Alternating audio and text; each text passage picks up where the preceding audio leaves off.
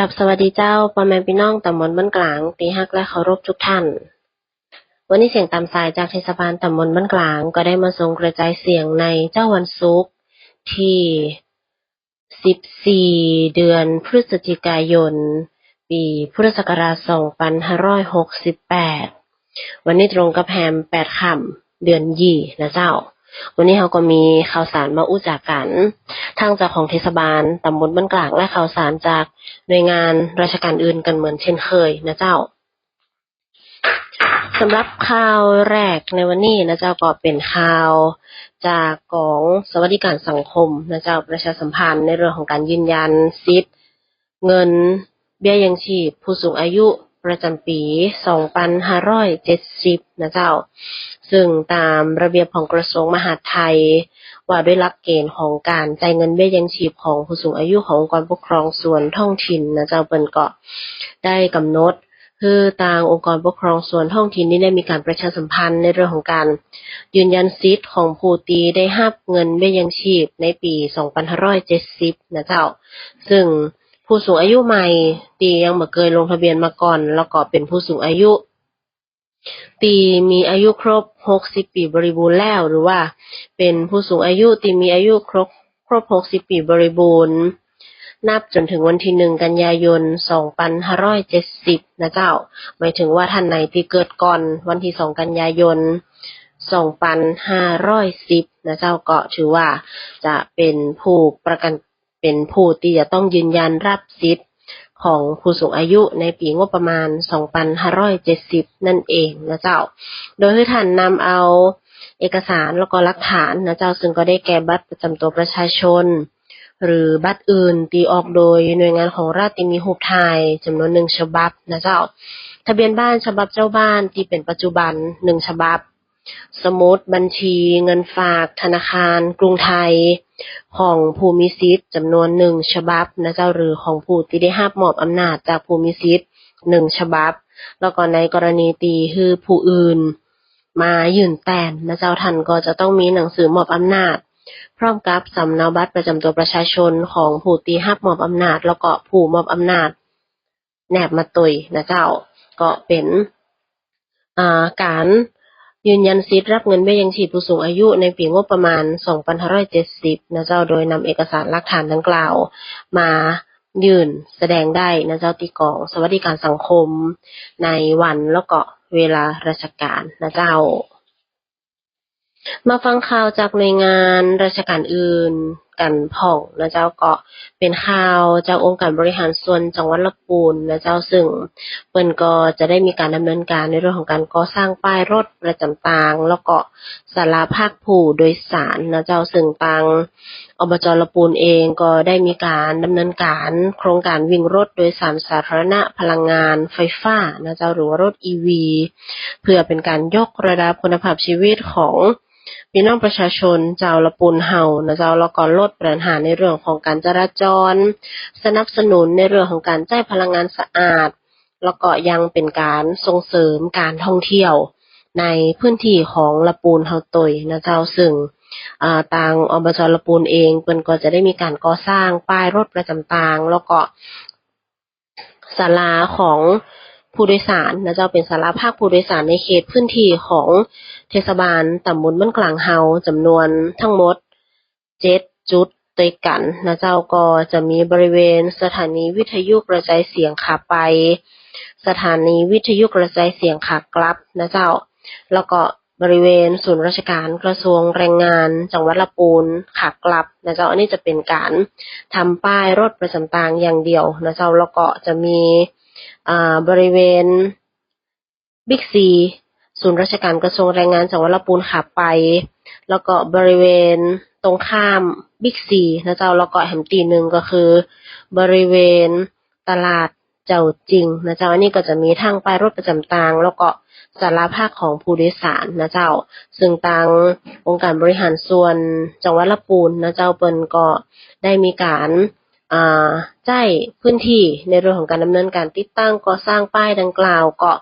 ถือว่าเป็นการดำเนินการความ การแจ้งความคืบหน้านะเจ้าในเรื่องของโครงการการวิ่งรถโดยสารสาธารณะพลังงานไฟฟ้าหรือว่า EV บัสของทางองค์การบริหารส่วนจังหวัดลำพูนนะเจ้าซึ่งเพิ่นก็จะได้มาในเรื่องของการติดตั้งป้ายนะเจ้าแล้วก็สารภาพผู้โดยสารในพื้นที่ของตำบลบ้านกลางเฮาทั้งหมด7จุดด้วยกันนะเจ้ามาฟังแหมข่าวหนึ่งกันพ่องนะเจ้าก็เป็นข่าวจากทางสำนักงานประกันสังคมนะเจ้าประชาสัมพันธ์ผู้ประกันตนสามารถยุติการตั้งครรภ์ได้บ่ผิดกฎหมายโดย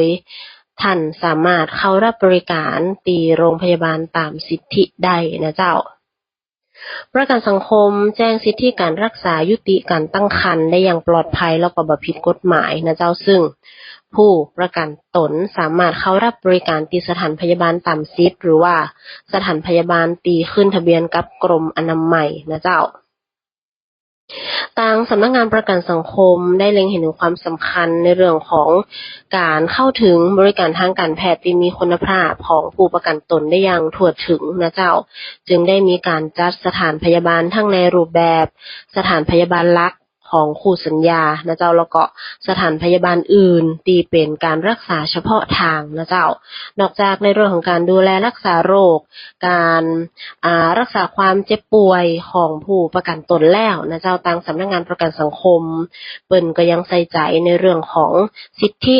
ของผู้ประกันตนหญิงนะเจ้าของผู้ประกันตนหญิงตีท้องแล้วก็บ่พร้อม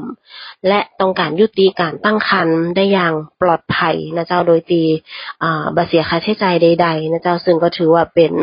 สิทธิประโยชน์ในกรณีเจ็บป่วยของผู้ประกันตนนั่นเองนะเจ้าตีสามารถเข้ารับบริการในเรื่องการยุติการตั้งครรภ์ได้ตามหลักเกณฑ์ข้อบังคับของแพทยสภานะเจ้าซึ่งสำนักงานประกันสังคมเปิ้นก็ได้รับทราบข้อมูลว่าทางสำนักงานหลักประกันสุขภาพแห่งชาติได้รับการจัดสรรงบประมาณในเรื่องของการดูแลการให้บริการการยุติการตั้งครรภ์ที่ปลอดภัยในส่วนของงบประมาณของส่งเสริมสุขภาพนะเจ้าแล้วก็ในเรื่องของการป้องกันโรคแล้วก็งบประมาณบริการผู้ป่วยในซึ่งก็ถือว่าเป็นการจ่ายให้กับคนไทยทุกสิทธิการรักษาอยู่แล้วนะเจ้าดังนั้นผู้ประกันตนที่มีสัญชาติไทยนะเจ้าสามารถใช้สิทธิการบริการยุติการตั้งครรภ์ได้2ลักษณะก็คือการเข้ารับบริการตีสถานพยาบาลตีเฮาได้ขึ้นทะเบียนกับกรมอนามัยสามารถใช้สิทธิ์ได้เช่นเดียวกับผู้ที่มีหลักประกันสุขภาพทั่วหน้านะเจ้าส่วนวิธีที่2ก็คือการเข้ารับบริการตีสถานพยาบาลตามสิทธินะเจ้ากรณีสถานพยาบาลตามสิทธิบ่สามารถคือการรักษาได้ก็สามารถส่งต่อไปยังสถานพยาบาลตีกรมอนามัยเปิ้นได้กำหนดเอาไว้นะเจ้าซึ่งก็ถือว่าหากส่งต่อไปยังสถานพยาบาลที่มีศักยภาพสูงเป็นสถานพยาบาลที่สามารถตีใจสิทธิ์ในเรื่องของการรับผิดชอบค่าบริการทางการแพทย์คือกับผู้ประกันตนซึ่งผู้ประกันตนที่บ่ใช้สัญชาติไทยก็สามารถที่จะเข้ารับบริการที่สถานพยาบาลตามสิทธิ์ได้นะเจ้าแล้วก็ในกรณีที่สถานพยาบาลตามสิทธิ์บ่สามารถฮื้อการรักษาได้ก็ส่งต่อไปยังสถานพยาบาลที่กรมอนามัยเพิ่นได้มีการกำหนดได้นะเจ้าซึ่งก็ถือว่าเป็นการแจ้งสิทธิประโยชน์คือกับผู้ประกันตนนะเจ้าในกรณีที่ต้องการยุติการตั้งครรภ์แบบผิดกฎหมายนะเจ้าก็สามารถที่จะสอบถามข้อมูลและรายละเอียดเพิ่มเติมได้ที่สำนักงานประกันสังคมได้นะเจ้ามาฟังข่าวจากโรงพยาบาลลำพูนร่วมกับเหล่ากาชาดจังหวัดลำพูนนะเจ้าก็ได้มีการออกหน่วยรับบริจาคโลหิตเคลื่อนที่ของโรงพยาบาลลำพูนนะเจ้าก็เชิญชวนสำหรับผู้ที่สนใจอยากจะร่วมบริจาคโลหิตในห้วงเดือนพฤศจิกายน2568นี่นะเจ้าซึ่งที่ผ่านมาทางโรงพยาบาลลำพูนก็ได้มีการลงพื้นที่ในเรื่องของการขอรับบริจาคโลหิตไปพองแล้วนะเจ้าในวันที่16นะเจ้าวันที่16พฤศจิกายนที่จะถึงนี่ ก็จะมีการลงพื้นที่บริเวณศูนย์การค้าแจ่มฟ้าช้อปปิ้งมอลล์ละปูนนะเจ้าตั้งแต่เวลา 9 โมงครึ่งจนถึงบ่าย 3 โมงแลงนะเจ้าตั้งแต่เวลา 9 โมงครึ่งจนถึงบ่าย 3 โมงแลงท่านไหนที่สนใจอยากจะร่วมบริจาคโลหิตกับหน่วยรับบริจาคโลหิตเคลื่อนที่ของโรงพยาบาลละปูนก็สามารถไปบริจาคได้ที่ศูนย์การค้าแจ่มฟ้าช้อปปิ้งมอลล์จังหวัดละปูนนะเจ้าก่อนที่จะลากันไปในวันนี้ก็มีสาระน่ารู้มาเล่าสู่กันฟังนะเจ้ากับกรมอนามัยกระทรวงสาธารณสุขเพิ่นก็ได้แจ้งเรื่องของการกินให้ถูกเสริมธาตุเหล็กก่อนบริจาคเลือดนะเจ้าซึ่งก็สอดคล้องกับเรื่องตะกี้เลยในเรื่องของการบริจาคโลหิตนะเจ้ากินอย่างใดคือสามารถบริจาคเลือดได้ก็คือกลิ่นคือครบ5 หมู่เน้นผักใบเขียวโดยเฉพาะธาตุอาหารที่เป็นธาตุเหล็กนะเจ้าแล้วก็สารอาหารอื่นๆก็จะมีในเนื้อสัตว์ตับอาหารทะเลและไข่แดงนะเจ้าซึ่งอาหารจำพวกนี้เนี่ยอุดมไปด้วยธาตุเหล็กสูงนะเจ้าแถมอย่างหนึ่งก็จะมีผักที่มีธาตุเหล็กสูงๆก็จะมีผักป่วยเล่งผักคะน้าใบตำลึงแล้วก็ผักโขมนั่นเองนะเจ้าซึ่งผักใบเขียวเหล่านี้ก็มีธาตุเหล็กที่สูงพอสมควรนะเจ้าแล้วก็ในเรื่องของการเพิ่มผลไม้วิตามินซีสูงนะเจ้าก็จะเสริมในเรื่องของการดูดซึมธาตุเหล็กคือดียิ่งขึ้นนะเจ้าผลไม้วิตามินซีสูงมีอะหยังพ้องก็จะมีส้มมะละกอฝรั่งนะเจ้าคือกินคู่กันกับผักใบเขียวก็จะช่วยในเรื่องของการเสริมการดูดซึมธาตุเหล็กได้ดียิ่งขึ้นนะเจ้าแต่บ่ควรกินคู่กับนมนะเจ้าอย่างเช่นนมวัวนมถั่วเหลืองซึ่งนมจะไปขัดขวางการดูดซึมน้อยลงก็จะทำให้การดูดซึมธาตุเหล็กลดลงนั่นเองนะเจ้าดังนั้นกินอย่างใดคือมีประโยชน์กินอย่างใดเราจะได้รับธาตุเหล็กวิตามินซีได้สูงที่สุดเราก็จะต้องรู้วิธีการรับประทานตัวนะเจ้าก็จะทำให้ส่งเสริมให้ดียิ่งขึ้นนั่นเองนะเจ้าก็เป็นการกินให้ถูกเสริมธาตุเหล็กก่อนบริจาคเลือดนั่นเองนะเจ้าก่อนที่จะลากันเจ้าสำหรับวันนี้เวลาเสียงตามสายจากเทศบาลตำบลบ้านกลางก็ได้หมดลงแล้วต้องขอพระคุณพ่อแม่พี่น้องทุกท่านที่ได้ติดตามรับฟังวันนี้ข้าเจ้านางสาวพิมพิสาร